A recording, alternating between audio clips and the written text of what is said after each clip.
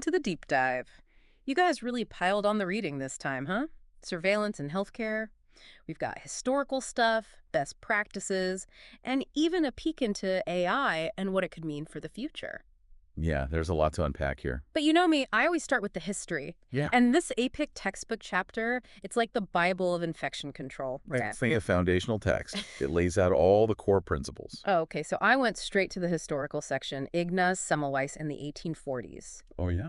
What a story. This guy figures out that hand washing is key before people even knew about germs. It's incredible. It really is amazing to think how far we've come since then. Right. Semmelweis was basically doing early surveillance, Mhm. right? Mm. Using information, observations to make healthcare better. Yeah. And now we're talking about these sophisticated, data-driven systems.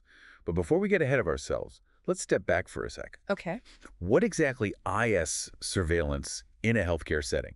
Well, the APIC chapter defines it as the systematic, ongoing monitoring of healthcare-associated infections in facilities, so HAI. Right, HAIs. But it's more than just watching, right? Oh, absolutely. It's about gathering data, but then you have to analyze it, identify trends, prevent outbreaks. The ultimate goal, making healthcare safer for everyone.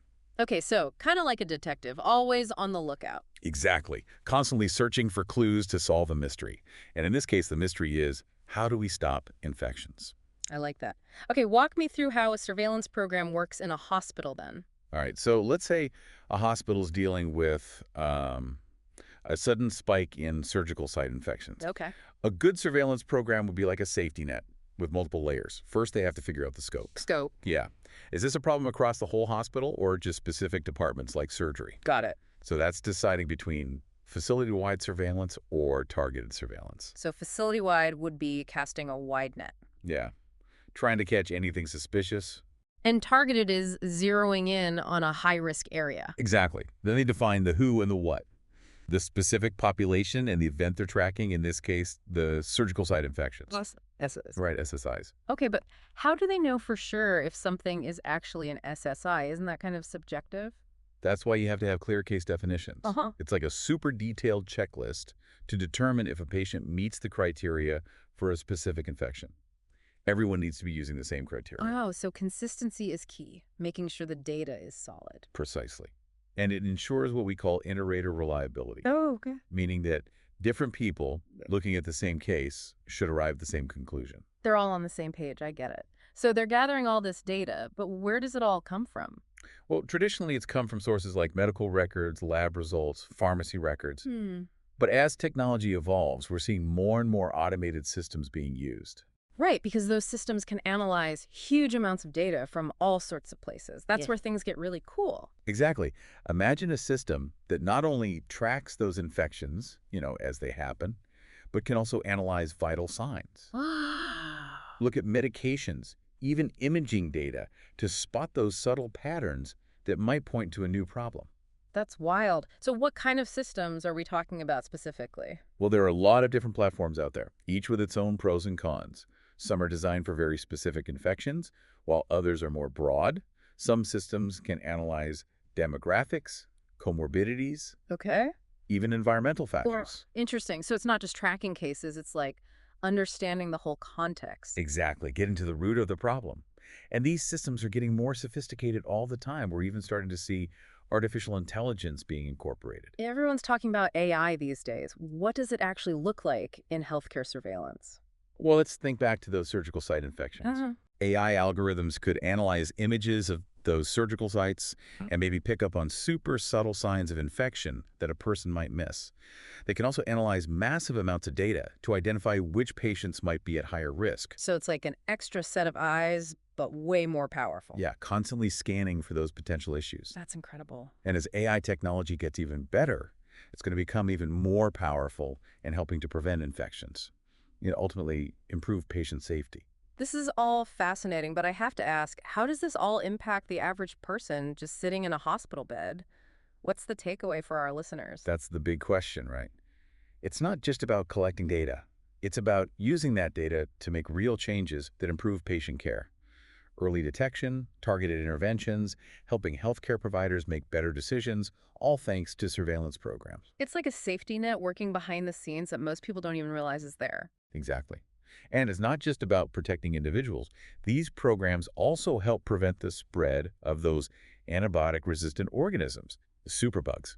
Oh, right. Those are a huge deal. I've been hearing a lot about those. Yeah, so surveillance is protecting whole communities, not just individuals. So it's a key part of the public health infrastructure. Absolutely. Identifying and tracking those emerging threats helps inform public health responses. Like with COVID, right? Yeah. Tracking cases, identifying those hotspots, that all came from surveillance data. Wow. And as we face those new challenges, like pandemics and antibiotic resistance, surveillance is going to be even more vital. You've totally convinced me. Surveillance is way more than just numbers. I'm glad to hear that. Mhm. And believe me, we've only just scratched the surface of this whole world. Okay, well, I'm ready to dive in deeper, but first let's take a quick break and we'll be back with more insights. Sounds good. We're back, and I'm feeling like I'm getting a crash course in healthcare surveillance. And there's still so much to learn. I know, right? We've covered a lot of ground, but I want to get into the actual impact. You mean on patient outcomes? Exactly. Data is one thing, but how does surveillance actually make hospitals safer, improve patient care? Okay, so let's go back to those surgical site infections we were talking about. Okay. With a good surveillance program, a hospital could look at the data, analyze trends. Maybe they see that a particular procedure is linked to higher infection rates, Or a specific surgeon. even a specific operating room. So they're not just waiting for infections to happen, they're trying to prevent them before they even start. Exactly. Proactive identification. And once they've identified a potential issue, they can come up with targeted interventions. Like what? It could be more training for the staff, making sure everyone's up to date on procedures. Maybe they need to review their sterilization protocols. Sometimes even redesigning a whole surgical workflow can make a difference. Wow. So the data becomes a roadmap, I like that analogy. leading to more effective infection control. Okay, that makes sense. Now, what about data benchmarking? I hear that term all the time. Yes. What does it actually mean in this context? Basically, it's comparing your performance to other hospitals. Oh. Like keeping score, in a friendly competition. It helps you see where you stand. And how you can improve. Exactly. So hospitals will compare their infection rates to national averages. Or other hospitals like theirs. Right. So are there specific systems for this? Yeah, so there's the National Healthcare Safety Network, the NHSN. NHSN. It provides a platform for hospitals to collect and report data in a standardized way. Makes it possible to compare apples to apples. That makes sense. Yeah. And seeing how you measure up against others, that can be pretty motivating, right? For sure. Hospitals can learn from each other, see what works, and ultimately raise the bar for everyone. It's a win-win. It's amazing how something as simple as comparing numbers can have such a big impact. We've talked a lot about systems and data, but I'm curious about the people behind it all. Who's actually looking at all this data? That's where the infection preventionists come in. The IPs. Oh, yeah, the IPs. They're the ones using their expertise to analyze the data, to identify trends. Right. They develop the interventions. So they're like the detectives we were talking about earlier. Yeah, exactly. And that sounds like a pretty demanding job. Constantly monitoring data, staying ahead of the curve, educating staff. It is. It's challenging, but also incredibly rewarding. They're literally on the front lines preventing infections and keeping patients safe. And it's not just about infections, right? Sure. You mentioned antibiotic resistance, too. Right. IPs play a key role in tracking antibiotic use and identifying patterns of resistance. They're also the ones promoting antimicrobial stewardship programs. Antimicrobial stewardship. Basically, making sure we use antibiotics responsibly so they stay effective. So important. It's like we're in this constant battle against those superbugs. We are. And it's a battle that requires a team effort. Everyone in the healthcare system needs to be on board. From the doctors who prescribe antibiotics to the lab staff who identify resistant organisms, everyone has a role to play. So surveillance is really a team sport. It is. And as we move towards more complex healthcare models like telemedicine and remote monitoring, that team is going to have to adapt. That's a good point. We can't just focus on what's happening within the hospital walls anymore. Exactly. We need new strategies to keep up with the changing landscape of healthcare. Okay, so how does surveillance even work when the patient isn't physically in the hospital? That's the question, isn't it? We're going to have to rethink our traditional approaches. Imagine a patient who's recovering at home after surgery. Okay. How do we monitor for signs of infection when we're not seeing them for those regular checkups? Yeah, the detective work is getting harder. It is.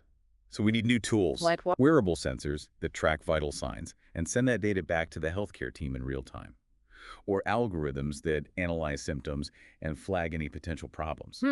So we're bringing the hospital monitoring systems into the patient's home. Precisely. And with telehealth, you have doctors doing virtual check-ins, another opportunity to incorporate surveillance. I can picture it now, a video call where the doctor can see the patient, but they can also see the data from those wearable sensors. Exactly. And it just goes to show that the lines between hospital and home care are blurring. Surveillance needs to keep up. But it's not just about the technology, is it? Oh, no, definitely not. Yeah. The human element is still crucial. So the IPs are going to have to learn how to interpret data from these new sources. Yep. And how to provide guidance remotely. It's a whole new frontier. I can see that. Exciting, but also a little daunting, like we're on the verge of a major shift. We are. And it's not just about individual cases anymore. We have to think about population-level surveillance, too. What does that mean? Imagine a system that can analyze data from thousands of patients who are receiving virtual care, Wow. identifying trends, spotting potential outbreaks as they emerge. Like having a bird's eye view of the entire healthcare system. Exactly. With that kind of insight, we can target interventions more effectively, Yeah. allocate resources where they're needed most. Ultimately, better outcomes for everyone. This whole conversation has really changed my perspective on surveillance. It's way more than just hand washing and tracking infections in a hospital. It's about using technology, collaborating, and constantly adapting. That's a great way to put it. And it's important to remember this is an ongoing journey.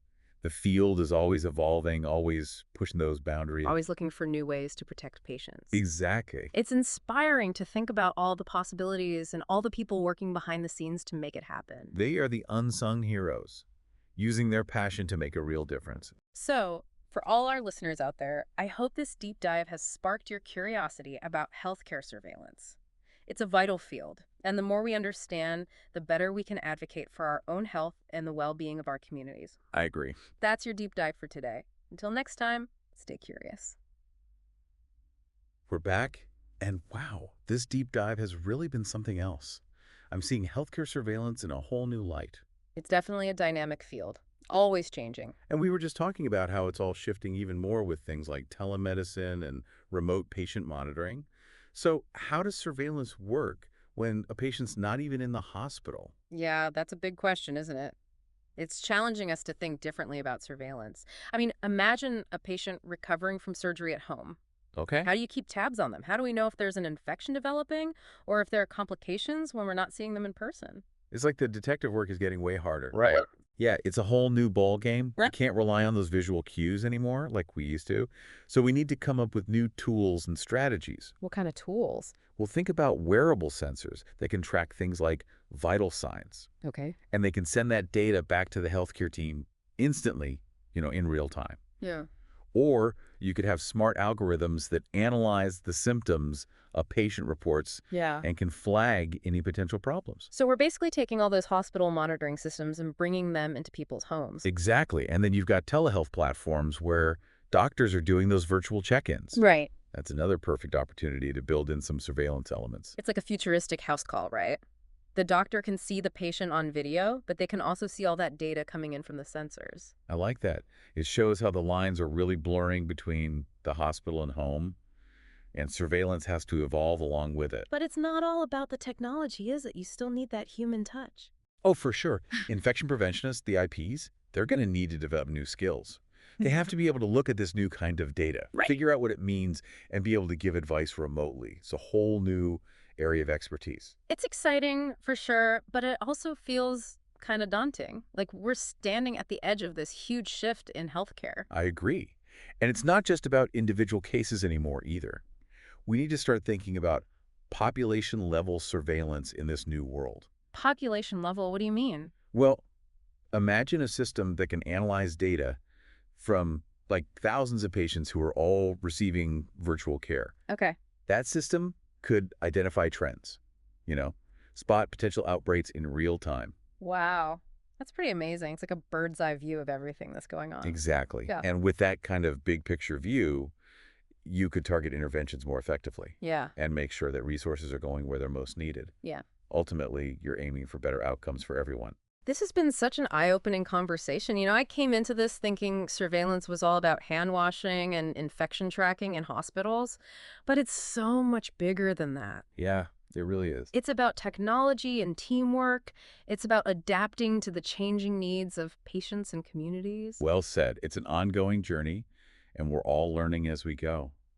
The field is always pushing forward, exploring new possibilities. Always looking for better ways to protect patients. Exactly. It's pretty inspiring, honestly, to see all the hard work and dedication that goes into keeping us safe. Absolutely. So to everyone listening, I hope this deep dive has got you thinking about healthcare surveillance in a new way.